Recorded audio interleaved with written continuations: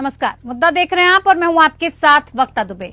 अमेरिकी राष्ट्रपति Joe Biden ने एक बार फिर रूसी राष्ट्रपति पुतिन पर बड़ा हमला किया है। उन्होंने कहा कि हमास और रूस दोनों ही लोकतंत्र को नष्ट करने पर तुले हुए हैं। उन्होंने कहा कि वो शुक्रवार को कांग्रेस से यूक्रेन और इजराइल की मदद के लिए बड़े पैमाने पर फंडिंग को मंजूरी देने की सिफारिश करेंगे। ओवल ऑफिस से राष्ट्र के नाम एक संबोधन में अमेरिकी राष्ट्रपति जो बाइडेन ने शुक्रवार को कहा कि हमास और पुतिन का आतंक और अत्याचार अलग अलग खतरों का प्रतिनिधित्व करते हैं, लेकिन वो दोनों पड़ोसी लोकतंत्र को पूरी तरह से खत्म करना चाहते हैं। बाइडेन ने कहा कि अगर अंतर्राष्ट्रीय आक्रामकता जारी रही तो दुनिया के अन्य हिस्सों में भी संघर्ष और अराजकता फैल सकती है। साथ ही बाइडेन ने ईरान पर भी बड़ा आरोप लगाया है। बाइडेन ने कहा कि ईरान यूक्रेन में रूस का समर्थन कर रहा है और ये क्षेत्र में हमास और अन्य आतंकवादी समूहों का समर्थन कर रहा है। अपने संबोधन में अमेरिकी राष्ट्रपति ने यह भी कहा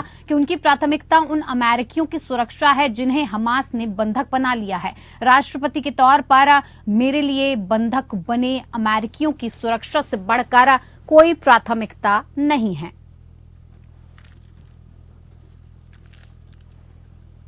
तो जंग को लेकर दो भागों में बटी हुई नजर आ रही है दुनिया। तीसरे विश्व युद्ध की आहट नजर आ रही है। The terrorist group Hamas unleashed pure, unadulterated evil in the world. But sadly, the Jewish people know perhaps better than anyone that there is no limit to the depravity of people when they want to inflict pain on others. In Israel, I saw a people who are strong, determined, resilient, and also angry, in shock and in deep, deep pain. I also spoke with President Abbas, the Palestinian Authority, and reiterated that the United States remains committed to the Palestinian people's right to dignity and to self-determination. The actions of Hamas terrorists don't take that right away.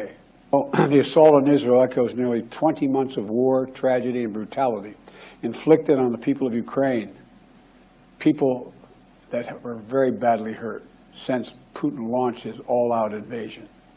We've not forgotten the mass graves, the bodies found bearing signs of torture, rape used as a weapon by the Russians, and thousands of Ukrainian children forcibly taken into Russia, stolen from their parents.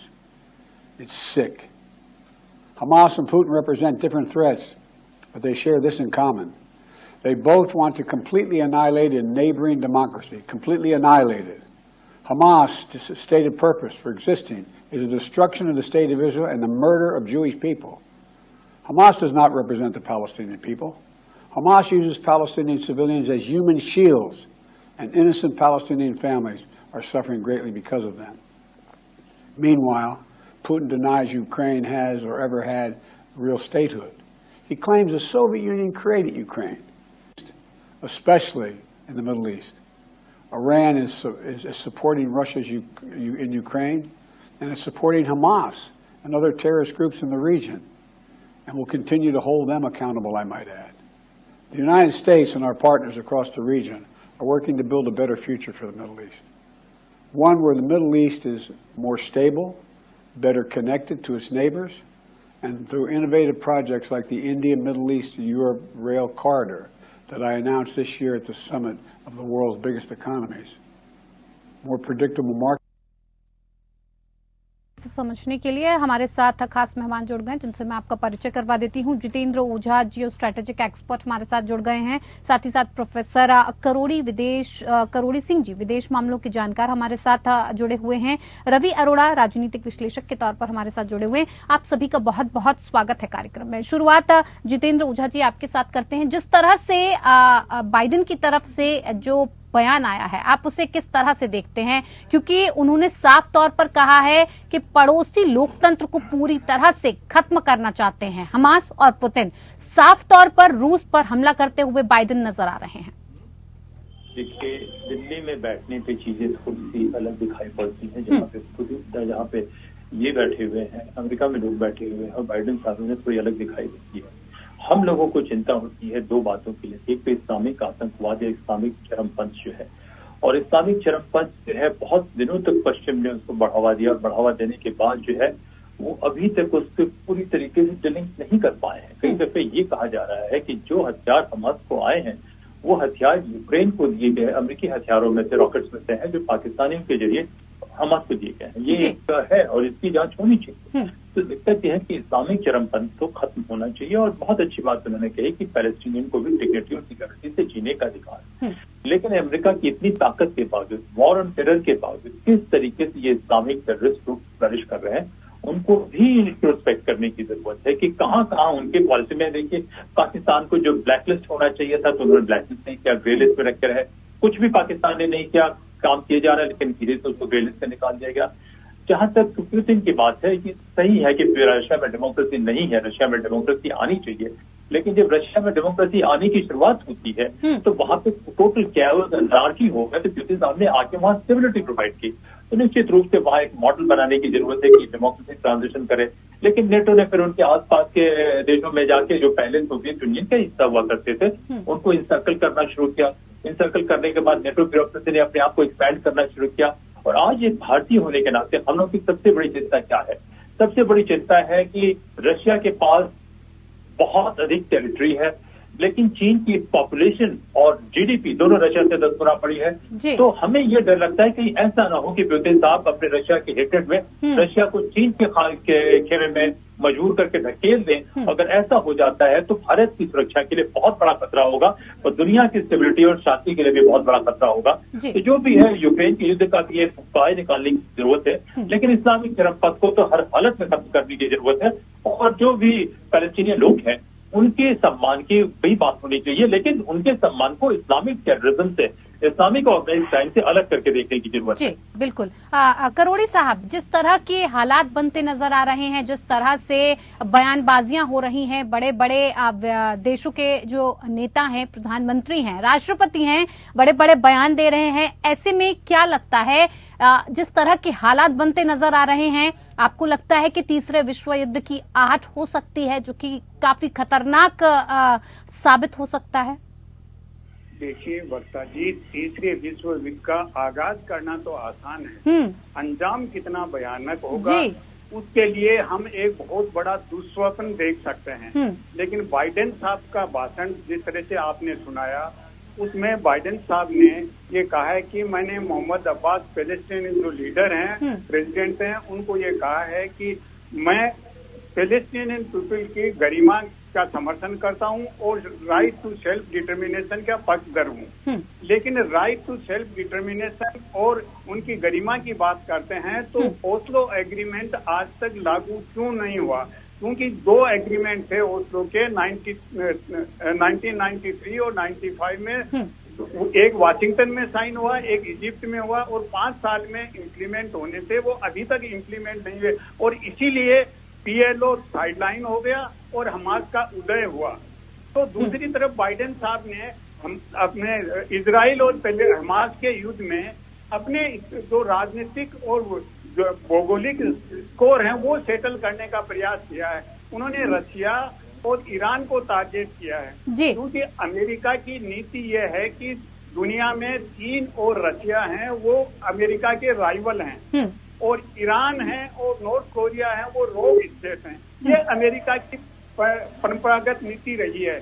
तो अगर Iran और north Korea रोग state हैं, China और Russia rival हैं, तो उनको आप अलग रखिए।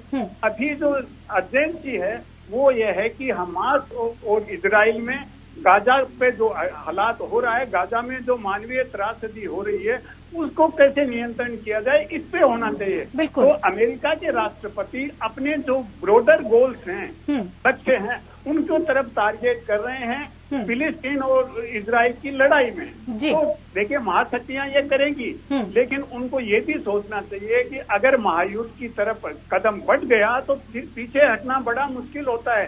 जंग से आज तक दुनिया में इतिहास बताता है कि कभी कोई समाधान नहीं हुआ है। अल्टीमेटली बातचीत से और कूटनीति से ही समाधान निकलते हैं। अब फिलिस्तीन और जो इजराइल का मामला है, उन्होंने लंबे समय से इतिहास को रिकंस्ट्रक्ट और कंस्ट्रक्ट करते हैं, नैरेटिव्स बनाते हैं कि इजरायली ये कहते हैं कि जूज यहाँ पहले सेटल थे पैलेस्टीनियन कहते हैं कि हम थे, हमारे को डिस्प्लेस करके बिल्कुल इजराइल को यही बताया। मुद्दा है कि बार बार उठाया जा रहा है, अपने होने का, अपने हितों को साधने का, तीसरे विश्व युद्ध ना हो, इसी की हम भी कामना करते हैं। लेकिन जिस तरह का माहौल नजर आ रहा है कहीं ना कहीं काफी डराने वाला है। हमारे साथ रवि अरोड़ा राजनीतिक विश्लेषक के तौर पर जुड़े हुए हैं। अरोड़ा साहब, आपको क्या कुछ लगता है, जिस तरह से सारी महाशक्तियां एक के बाद एक बयानबाजी कर रही हैं, ऐसे में अगर ये पूरा मामला देखा जाए तो क्या राजनीतिक हितों को साधने के लिए आप दुनिया को विश्व युद्ध के आगे ढकेल देंगे? क्या अपने हित इतने ज्यादा जरूरी हो गए कि आप जो मानव जिस तरह से मर रहा है भूख प्यास को लेकर, जो तस्वीरें सामने आ रही हैं वो काफी भयानक हैं, आपको नहीं लगता सिर्फ और सिर्फ राजनीति हावी नजर आ रही है महाशक्तियों पर? देखिए, सबसे बड़ी बात यह है कि तीनों महाशक्तियां आमने सामने टकराने को तैयार खड़ी हैं और तीसरे विश्व युद्ध के आगाज की चिंगारी लग चुकी है, इसमें कोई दो राय नहीं है। देखिए, पूरी दुनिया के अंदर कहीं ना कहीं, चाहे अजरबैजान और आर्मेनिया की लड़ाई देख लें, चाहे साउथ कोरिया नॉर्थ कोरिया की लड़ाई देख लें, चाहे साउथ चाइना सी में आप देखेंगे कि विदेशी अमेरिका या दूसरे देश कहीं ना कहीं अपनी पनडुब्बियां लगातार भेजते हैं। उसके अलावा आप देखेंगे जिस प्रकार से यूक्रेन और रशिया की लड़ाई चल रही है, और अब जिस प्रकार से ये हमास और इजराइल की लड़ाई हो, ये कोई आज से नहीं 1948 से चलती आ रही है। पर अब जो चिंगारी लगी है यह पूरी दुनिया को तीसरे विश्व युद्ध में झोंक सकती है, इसमें कोई दो राय नहीं है।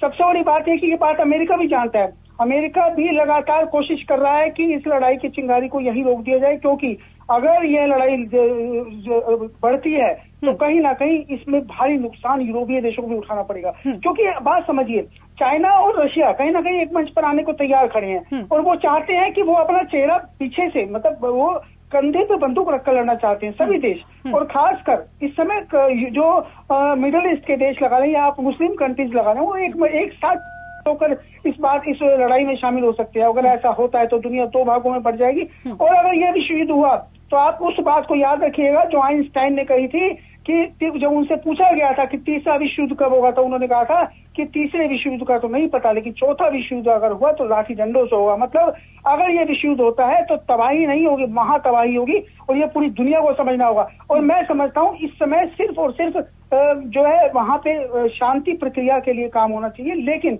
कहीं ना कहीं आप अपने हितों को, जैसे जिस प्रकार से आपने अभी बात की कि राजनीतिक हितों को साधने के लिए कहीं ना कहीं, देखिए, हथियार बेचने के लिए महाशक्तियां आज तक अपना बिजनेस फैलाने के लिए सब करती आई हैं, लेकिन आज कहीं ना कहीं ये चिंगारी इनके घर में लगती हुई नजर आ रही है। और अगर ये चिंगारी बढ़ी, अगर ये लड़ाई बढ़ी, तो कहीं ना कहीं ये सिर्फ कुछ देशों पर नहीं, करीब 2/3 दुनिया इसके अंदर शामिल होगी और बहुत बड़ी तबाही मचेगी।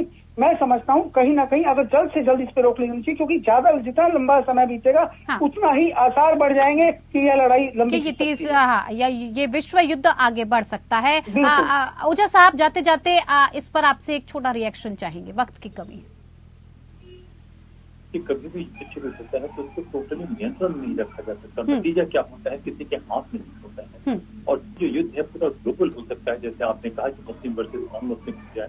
और इसमें देखिए जो सबसे बड़ी बात हो सकता है जी, वो डिस्ट्रस्ट। पहली बार द्वितीय विश्व युद्ध के बाद सोवियत संघ और इसमें शीत युद्ध भी चलता है, तभी इतना डिस्ट्रस्ट नहीं था जितना आज की तारीख में है। तो हमारे ख्याल से जो आप बात कह रहे हैं बहुत सही है कि ग्लोबल लीडर्स को रियलाइज करने की जरूरत है, और अमेरिका को भी देखने की जरूरत है कि उसकी फॉरेन पॉलिसी, उसकी national security strategy military industrial complex तय नहीं करे और न ही उनके भीतर कोई हेट्रेड हो। और दूसरा, जो भी ओपेक और अथॉरिटेरियन ताकतें हैं, जो रेडिकलिस्ट फोर्सेज है, जो ऑर्गेनाइज्ड क्राइम है, उनको आपको खत्म करना पड़ेगा डेमोक्रेसी को डिफेंड करने। बिल्कुल।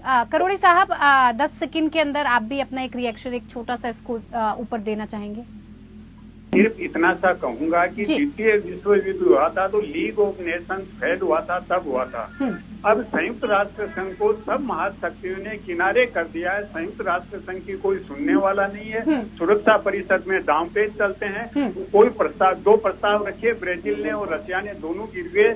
तो ऐसी स्थिति में अगर संयुक्त राष्ट्र संघ खत्म हो जाता है, इररिलेवेंट हो जाता है, तो निश्चित रूप से वर्ल्ड वार की स्थिति बनती है। इसलिए संयुक्त राष्ट्र संघ के रोल हमें तय करना चाहिए और उसके मजबूत करना चाहिए। यही एक ऑप्शन हो सकता है अगर महायुद्ध से बचना है तो। जी बिल्कुल। करोड़ी साहब, ओझा साहब और रवि अरोड़ा साहब, आपका बहुत बहुत धन्यवाद इस मुद्दे को बेहतर तरीके से समझाने के लिए, क्योंकि जिस तरह से आसार बनते नजर आ रहे हैं तीसरे विश्व युद्ध के खतरे के, उससे सिर्फ कोई एक देश ही नहीं, पूरी दुनिया को इससे बहुत बड़ा खतरा झेलना पड़ सकता है। फिलहाल मुद्दा में मेरे साथ इतना ही। नमस्कार।